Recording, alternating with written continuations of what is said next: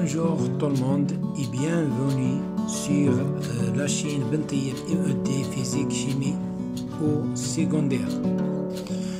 Dans cette séance, on va corriger la partie de la mécanique concernant les lois de Newton d'examen national 2018.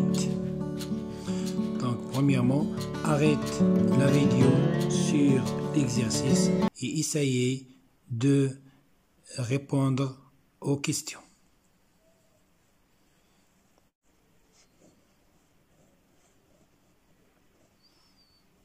Cet exercice vise l'étude du mouvement de translation rectiligne d'un solide sur un plan incliné et l'étude du mouvement du système oscillant solide ressort. C'est la deuxième partie de l'exercice. Dans cet exercice, tous les frottements sont supposés négligeables. La partie 1, mouvement d'un solide sur un plan incliné.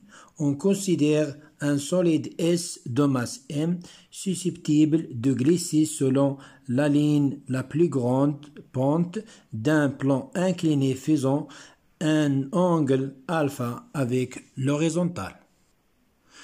Le solide S démarre sans vitesse initiale, c'est-à-dire que la vitesse initiale V0 égale 0. Ce sont les conditions initiales. À l'instant t égale 0, à partir de la position O, c'est l'origine du repère. Sous l'action d'une force motrice F constante, le solide S passe par la position A avec la vitesse VA. On étudie le mouvement du centre d'inertie G du solide dont un repère OE lié à la Terre supposé galiléen, c'est-à-dire que les lois de Newton sont vérifiées. L'abscisse G, AT égale 0, se trouve à l'origine, c'est-à-dire que x0 égale 0. Les données, la masse M égale 100 grammes, G 10 mètres secondes moins 2, alpha 30 degrés et VA égale 2,4 mètres par seconde. La première question, on applique comme la deuxième loi de Newton, montrer que l'équation différentielle vérifiée par l'abscisse xg s'écrit d carré de g, la deuxième dérivée, d carré de g sur dt carré égale à f sur m moins g sinus alpha. Donc, montrons l'équation différentielle vérifiée par l'abscisse xg.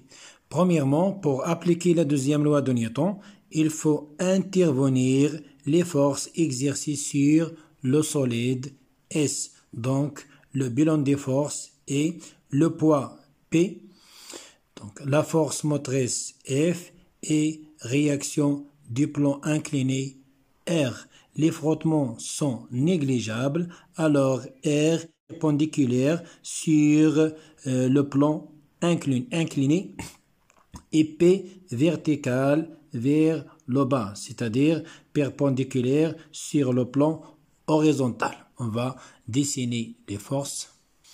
Donc, attention, les frottements sont négligeables, signifie que R est perpendiculaire sur le plan incliné. Et ne signifie pas que R égale 0. Attention à ces notions-là. Donc, on va, d'après la loi de Newton, qui dit que la somme des forces extérieures exercées sur le solide égale à la masse M fois le vecteur accélération Hg.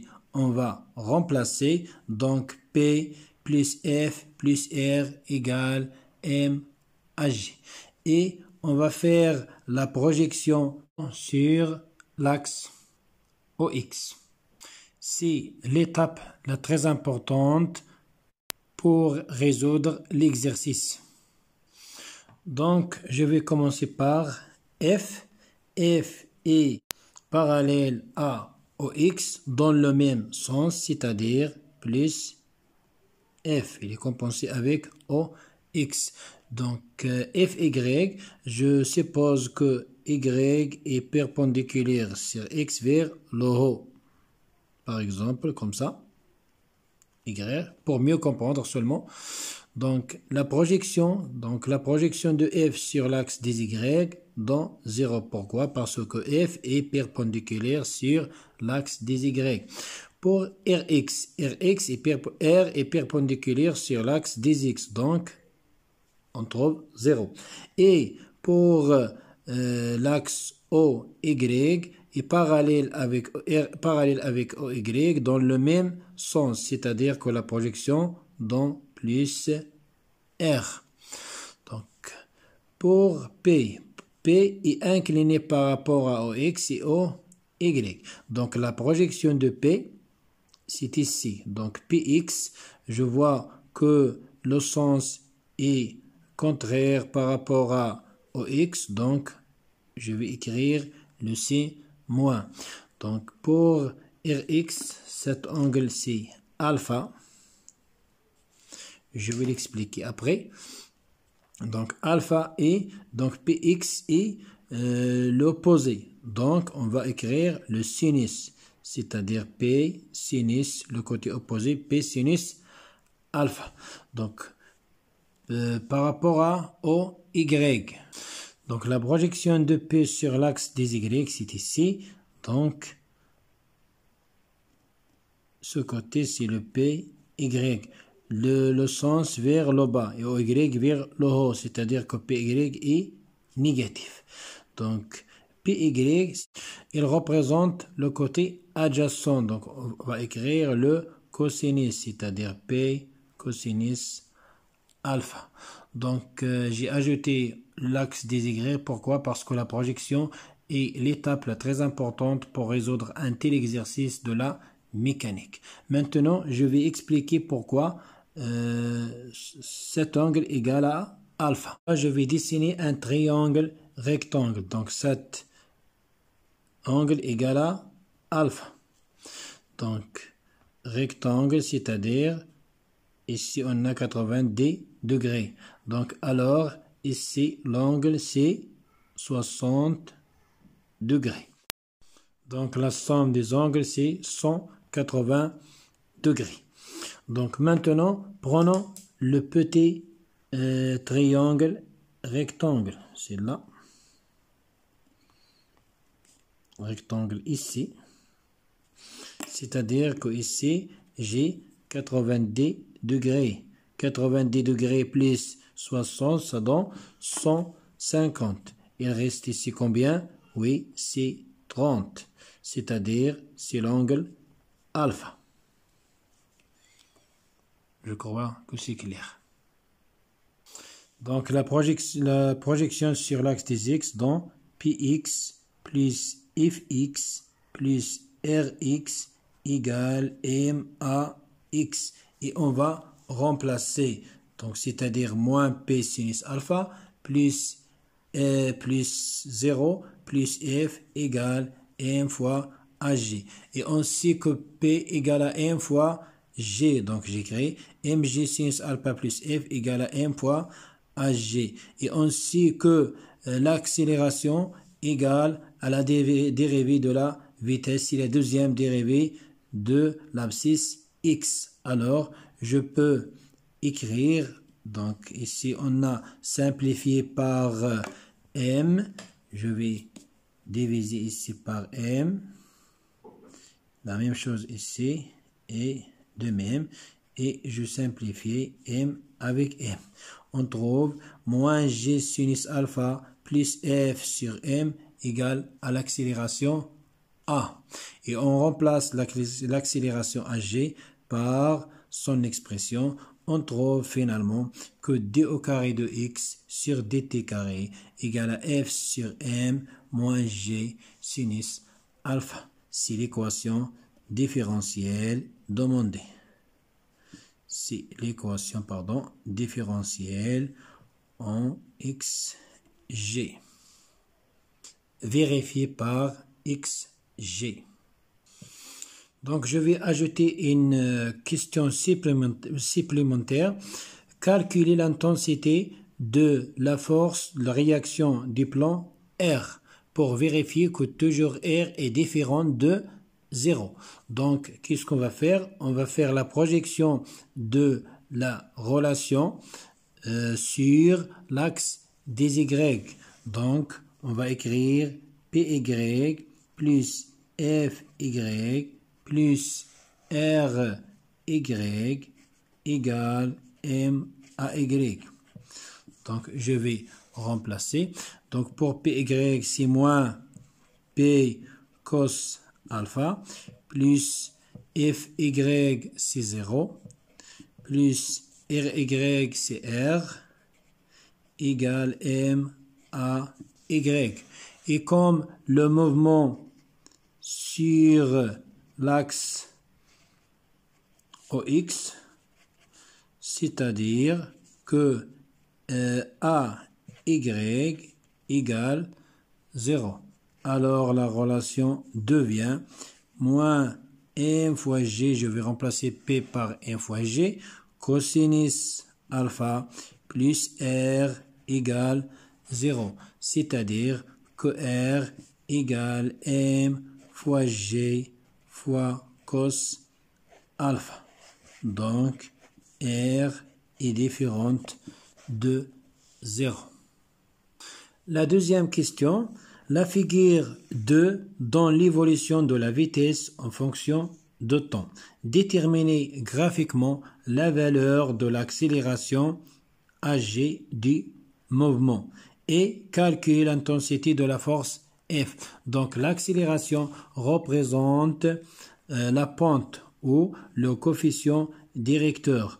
Donc, je vais prendre 2 points. Par exemple, 0,5, 1, 1,5. Ce point-là qui correspond à 1. Donc, ici, 0,8, 1. Et je prends 0. Donc, qu'est-ce que je vais écrire? AG égale à quoi? Donc, V2 moins V1 sur T2 moins T1 qui égale 1,5 moins 0, deuxième point, donc sur 1 moins 0. Donc, on trouve 1,5 mètres seconde carré. Donc, la courbe est une droite qui passe par l'origine. On l'appelle fonction linéaire. Donc, V de t égale k fois t. Et on sait que l'équation de la vitesse égale à at plus v0. C'est-à-dire que l'accélération a égale au coefficient k. Et v0 automatiquement égale 0. Donc, k c'est a. Et V0, ici on appelle 0. Donc, application numérique, on a trouvé 1,5 mètres seconde moins 2. Donc, calculons F. D'après la question numéro 1, on a trouvé que la deuxième dérivée, d au carré de x sur dt carré égale à f sur m moins g sinus alpha. C'est l'accélération A. Alors, je vais écrire A plus G fois sinus alpha égale F sur M. Donc, je vais multiplier par M. Je trouve que F égale à M fois A plus G sinus alpha. Et application numérique. On trouve 0,65 newtons. N'oubliez pas de convertir le gramme en kilogramme pour la masse. Question 3. À partir de la position A, le solide S n'est plus soumis à la force motrice F, c'est-à-dire que F égale 0. Et s'arrête en une position B, c'est-à-dire que VB égale 0. Donc, il faut lire attentivement les données. On choisit A comme nouvelle origine des abscisses et l'instant de passage de G par A comme nouvelle origine des dates. En utilisant l'équation différentielle établie dans la question 1, montrez que le mouvement de G est entre A et B est rectiligne uniformément varié. Donc, à partir de point A, la force motrice F s'annule et le solide suit son mouvement. Donc, il s'arrête en point B. VB égale à 0. Donc, d'après les données, on a F égale 0 et VB égale 0. Donc, d'après la question numéro 1, A égale à F sur M moins G sinus alpha. On remplace F par 0. On trouve que A égale à moins G fois sinus alpha. Application numérique. Moins 10 fois sinus 30, on trouve moins 5 mètres seconde, moins 2 là, ou moins 5 mètres par seconde.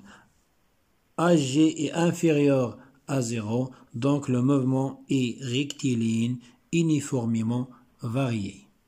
Et comme AG est négatif, donc il sera retardé. Négatif inférieur de 0, c'est-à-dire que le mouvement uniformément varié et en plus de ça est retardé. Question 3.2. Déterminons la distance AB. Donc, ainsi que AB égale à XB moins XA égale, donc comme A c'est l'origine, donc je vais écrire seulement XB qui est égal à XB. Pourquoi XA égale 0. Ainsi que l'équation horaire du mouvement s'écrit x de t égale 1 demi à t carré plus v0t plus x0. Et d'après les données, à l'instant t égale 0, le deuxième mouvement, on a v0 égale à va et x0 égale xa. Alors, on remplace xb à l'instant t égale 1 demi a, je laisse comme ça, x de t égale 1 demi a t carré plus va fois t plus x. x0 c'est xa. Donc je vais remplacer x à l'instant à la position b. Donc xb de t égale 1 demi. Ici tb carré plus tb. Donc c'est-à-dire que xb moins xa égale 1 demi a tb carré plus va fois tb.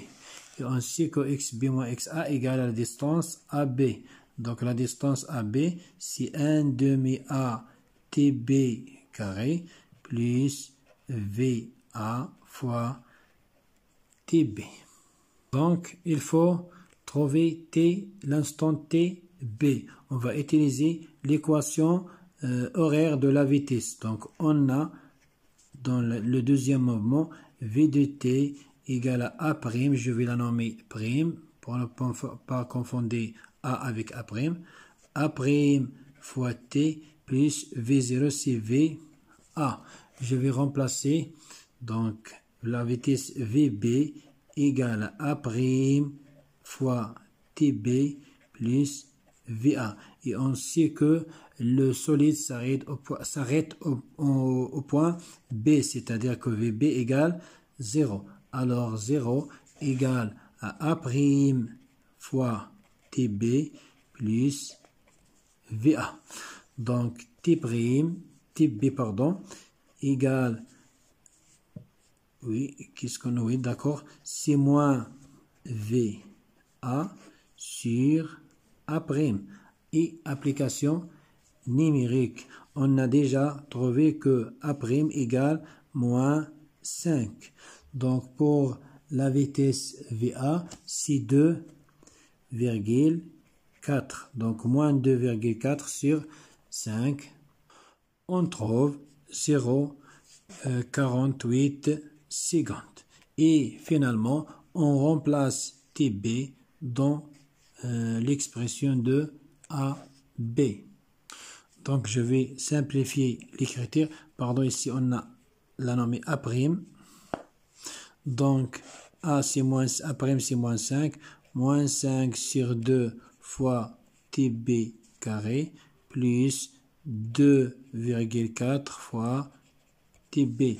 Je vais remplacer. Donc, 1 moins 5 T carré c'est 0,48 carré plus 2,4 fois 0,48. On trouve 0,57 mètres à peu près. J'espère que vous avez bien compris la solution. S'il y a des questions, n'hésitez pas à les poser dans la case des commentaires ou contactez-moi sur Messenger. N'oubliez pas de partager la vidéo avec vos amis et au revoir à la prochaine vidéo.